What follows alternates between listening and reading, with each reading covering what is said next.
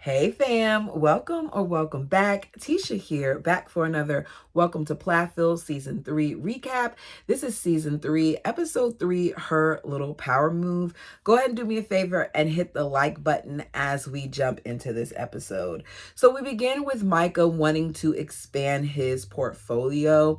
So not only is he going to be working at the auto shop and modeling, but now he's going to be taking up acting as well.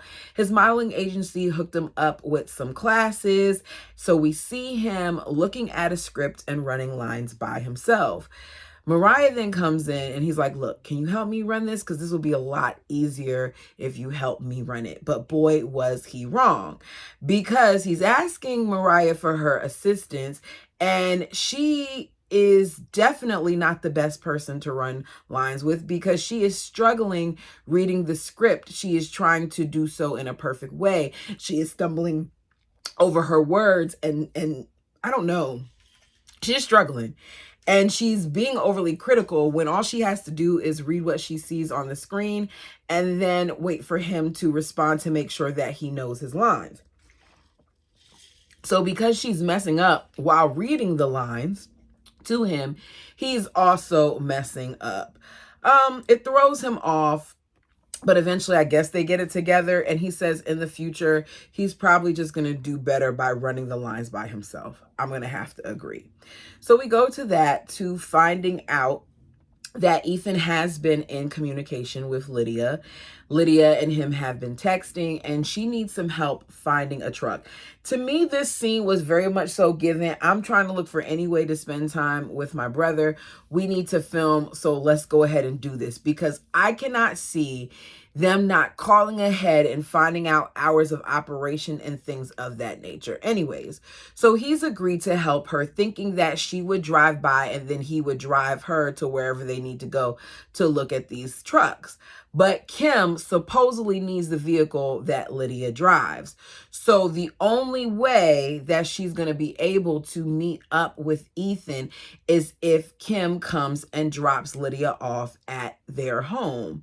Now, that doesn't seem that big of a deal to some, but this immediately irritates Ethan because he feels like this is just yet again his mother trying to find a way to not only get over there, but get what she wants. He doesn't want her on his property. He doesn't even want to see her. He thinks that Kim is making a power move. And his mom always wants people to move around her and do what it is that she wants them to do. And at this point, he's not putting up with it anymore. Y'all tell me down below. Do you guys think that Kim wanting to come onto the property by dropping off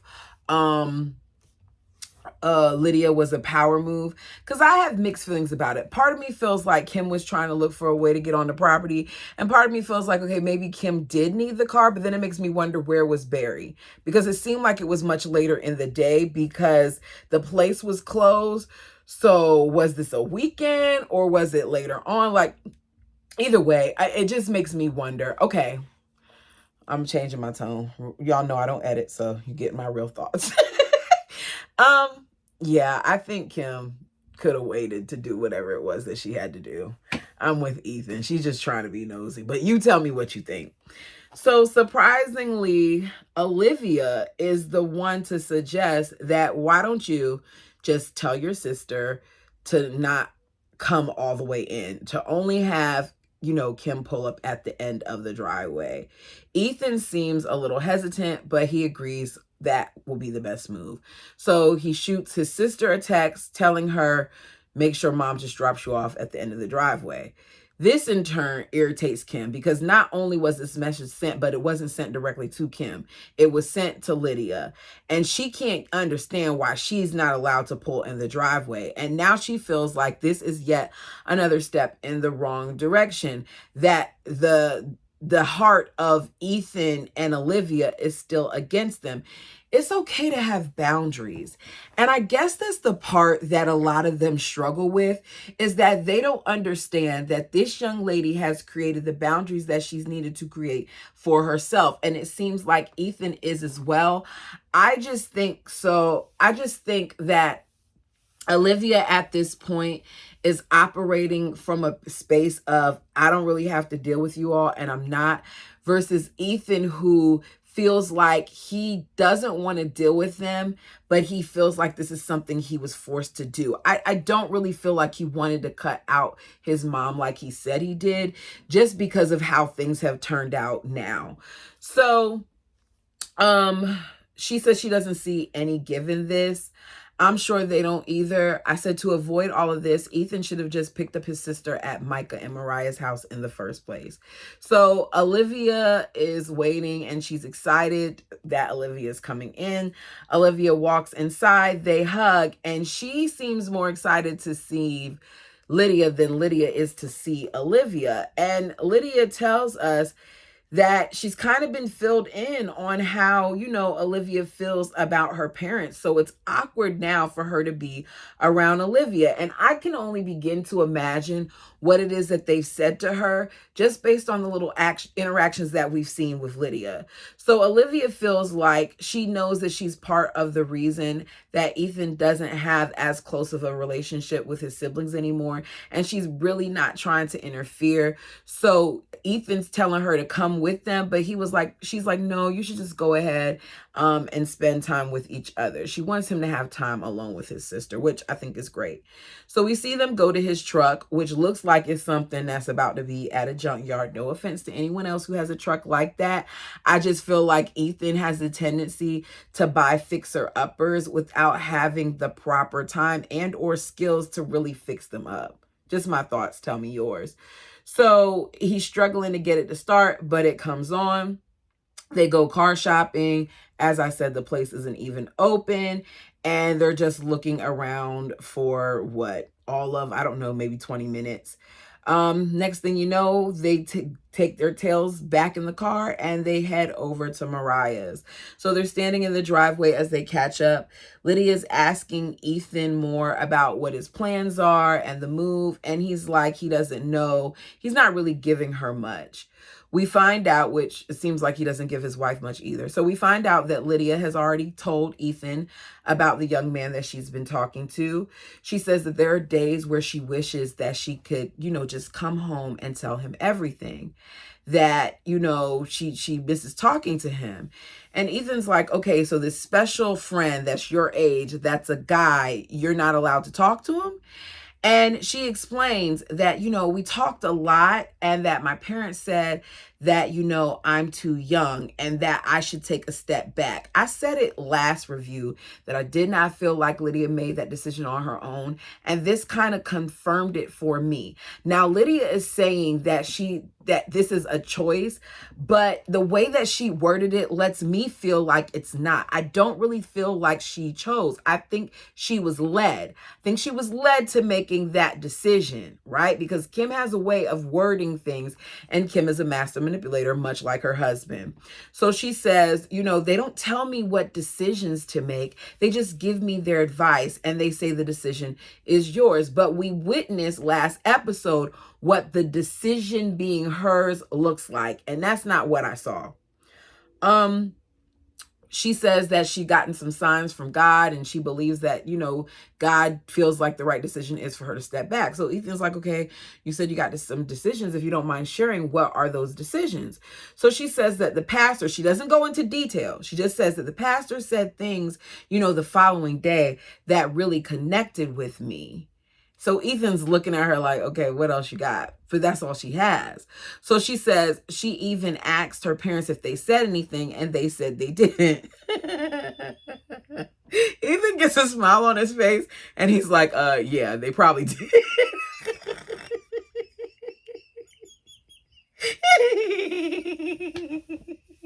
It was the way he said it, like, oh, my poor sister. I know that you don't think, but they probably did. I don't know. Sometimes I do believe that, things are dropped into us to give to other people. So maybe it was something that was for her. It was just the way that he said it. So Ethan says, like, look, if what you're really doing is taking an emotional break to judge things from that sound point, from that standing point, can't remember how he said it. Basically, if you're trying to judge things from that space with you taking an emotional break, then I agree with that. But what I think that you also need to consider is where you're going versus where that guy is going, who you are versus who he is. Get to know him, because people aren't always who they seem to be. I think that this is very much so directed at Olivia, because he went into this marriage expecting Olivia to be one person. And it seems like once she got out of her parents' household, once she was able to really be, that some things about her have changed and that they are not equally yoked, right? There's a lot of things that they don't have in common, right? He says between the ages of 20 and 30, you change the most in that time. I don't know if it's the most, but I will say that who I was at 20 is definitely not who I was at 30 and is not who I am now in my 40s. It's just not a thing. I'm not the person. I just turned 41, a couple weeks ago, and me at 41 isn't who I was at 40. Like, life happens, things happen. The world is the world and we're supposed to evolve. So I get what he's saying, but y'all, like, it's only been a couple of years and you've had this many significant changes. It just makes me feel like these two were never on the same path. So he says that he knows that Olivia wishes that she didn't get married so young. And I want to know how he feels. He says a lot what Olivia feels, but Ethan doesn't really sit in how he feels. And I think that's often the problem. So Lydia talks about how she enjoys her time with Ethan, but she is noticing that he is different and she misses who he was before. There does seem to be this heaviness that surrounds Ethan. And I don't know if it's because of the fact that he has this void with no longer being connected to his parents and his siblings, or if it's because it's him and Olivia struggling, or if there's something deeper. But Ethan, for a lot of seasons, has been kind of like turning into this person that doesn't really seem that enjoyable to me. And based on what Olivia said in more recent snippets of things that she's posted on her Instagram, there's a darkness there that I just don't care to be a part of. So we see Olivia and Mariah meet up. They haven't hung out for a while. Mariah got busy with Max, and Olivia wasn't really trying to reach out to Mariah. So they head to this ice cream shop to have some much needed girls time. They talk about Max and how happy Mariah is with him. And then Olivia switches the conversation to wanting to know if her mom has ever spoken to her about sex. The answer is yes, they did have the sex talk, but it was after she already figured it out. She says that her and her mother have come a long way, but there are certain things, even though they come a long way, that they don't want to hear from Kim. When it comes to sex, she educated herself and life has also taught her. And the way that she said life has also taught her, I said, okay, there may be something else there, but she's a young and I'm going to leave it alone. I just hope that she was ready for all the things that come with that if she did decide to go that route. That's one of the things that I always tell my son. I'm not going to be that parent that is like, no, don't have sex until you get married. Don't have sex until you get married. Because for me personally, I do not think that that's realistic in this day and age. I'm not saying it can't be done. I have friends that did not, lose their virginity until they got married. They were well into their 30s. I have a friend that is 42 and has still not done anything. And I'm not knocking those people who wait. For a long time, I said I was going to be one of those people who waited. And then I met my baby daddy.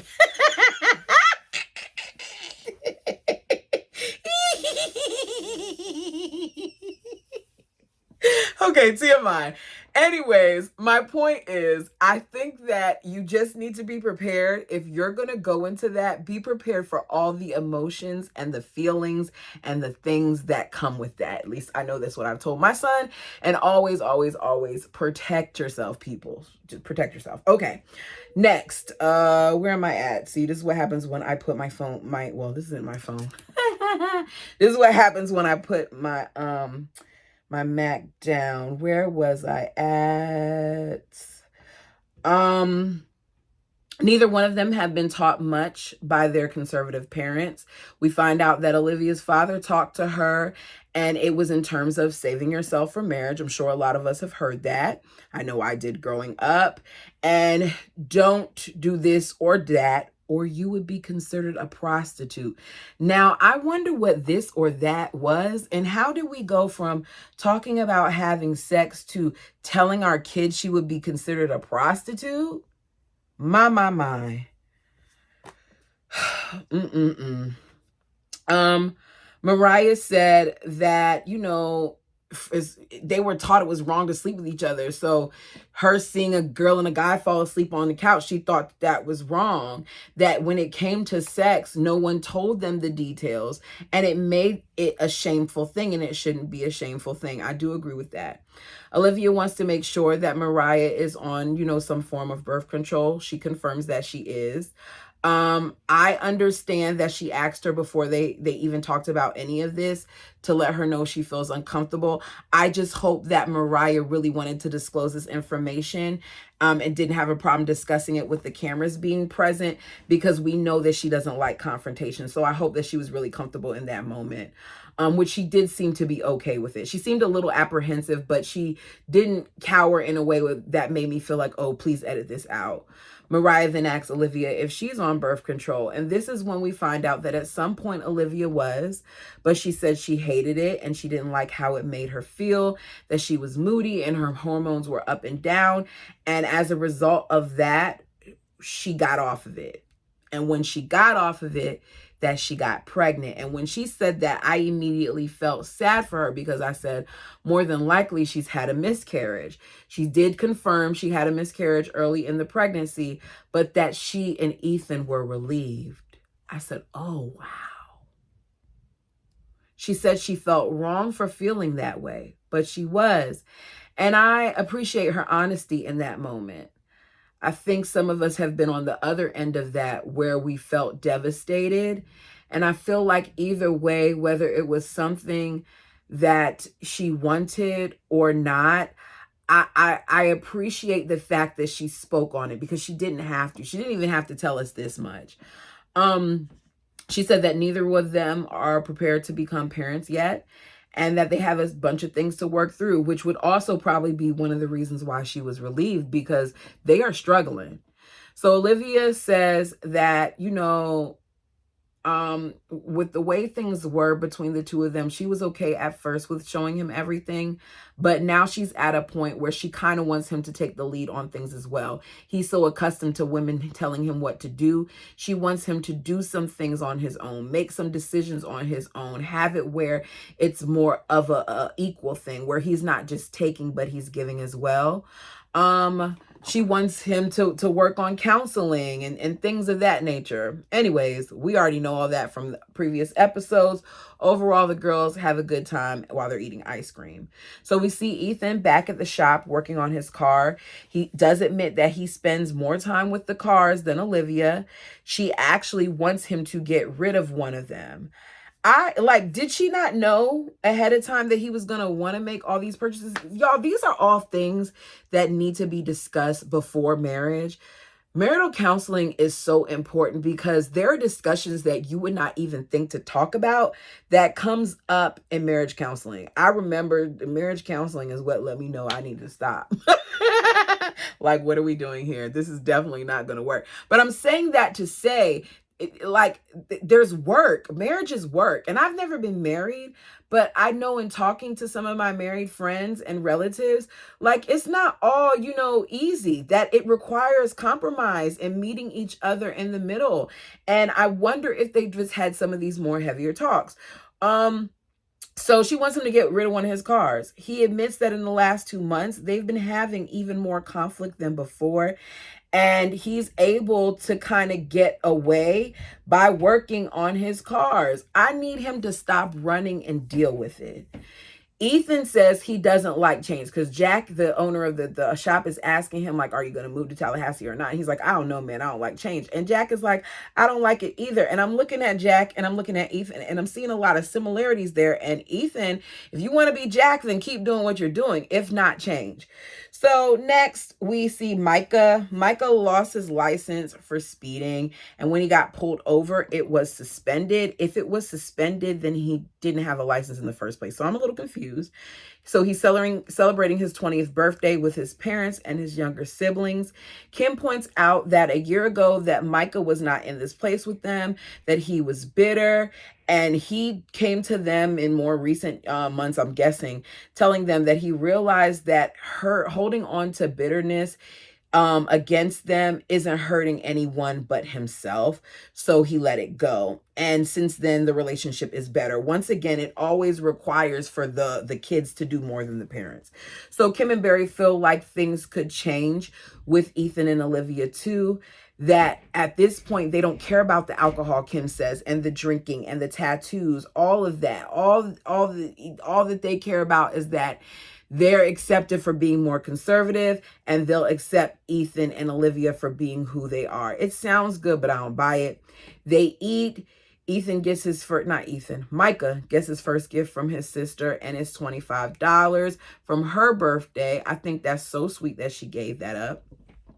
Her parents arrange for a scavenger hunt with clues and money. Micah enjoys it. He gets to retrieve money from everywhere, including the kitty litter box. Y'all, as soon as they showed that kitty litter box with fresh poop, I gagged. I gagged. I have nothing against cats. Nothing whatsoever. I know some of you all are fur baby owners, and some of them are cats and some of them are dogs and all those other things. But I cannot. When I say I cannot do the kitty litter box. I don't know what it is about me and the kitty litter box. I just can't. So if I were to ever get a cat, it would have to be one of the ones that I see on TikTok that know how to go to the bathroom and pee in the toilet themselves. You want to know how bad? Let me be clear. I struggle with poo, period. Even when I go and walk the dog, when he goes to poop when we're walking in the neighborhood, and I have to have the bag because I have the little scoop thing too, but it's more convenient to have the bag. I'm like turning my head and as I double up the bag and I pick it up. Yeah, it's just a thing. I was fine changing my son, but it's something about the animal poo that gets me. Love animals. I'm okay with scooping it in like a scooper, a broom, all that other stuff. But when I have to like feel the heat, okay, I'm talking too much. Grosses me out. So he walks away, let's change the subject, with $285. He says that he rarely has gotten money from his parents, that this is the most that he's ever gotten. And when he said that, I said, Lord, I'm thankful for my daddy because, baby, my father, as old as I am, still looks out for birthdays and just because. And it's always like God hears, like, oh, yes, thank you, Father. Anyways, we go from that. Olivia goes to look at rental properties by herself. Ethan isn't on board with the moving idea because he wants to stay in the area. And Olivia is looking. She sees the home. She likes the home. She says it's a decent home. It's a decent neighborhood. But she knows that Ethan isn't going to like that there isn't a yard to mow, that he doesn't have things to fix up around the house, that the neighbors can look and see what he's doing, that he's not going to have a garage to fix his cars in, that he's only going to have 2 parking spots for 6 vehicles. And I'm just like, girl, did you not know what you were getting into? She says she thought it was nice, but she also knows that Ethan would shoot it down because everything that she loves about it is basically things that he wouldn't like. She doesn't want to give him an ultimatum, but she's frustrated. She wants him to decide for him to decide what's best for him. And she wants to know what's going to be. Like, what's it going to be? Are we going to stay? Are we going to go? What do you want to do? She says if he doesn't want to move, she needs to know so she can move on and do what's best for her. And that is the end of the episode. I'm sorry that was, all over the place. I know I don't have a lot of memory left on this card, and I wanted to make sure that I got this out so my weekend can officially begin. You all will be seeing this, I believe, on Thursday. Yeah. So I hope you guys have a great week. Check out some of the other content on the channel. Like the video as it helps the channel. And if you've been here a bunch and you haven't subscribed, what are you waiting on? We are on the road to 3,000 and I hope to get there sooner than later. Until next time, beautiful people.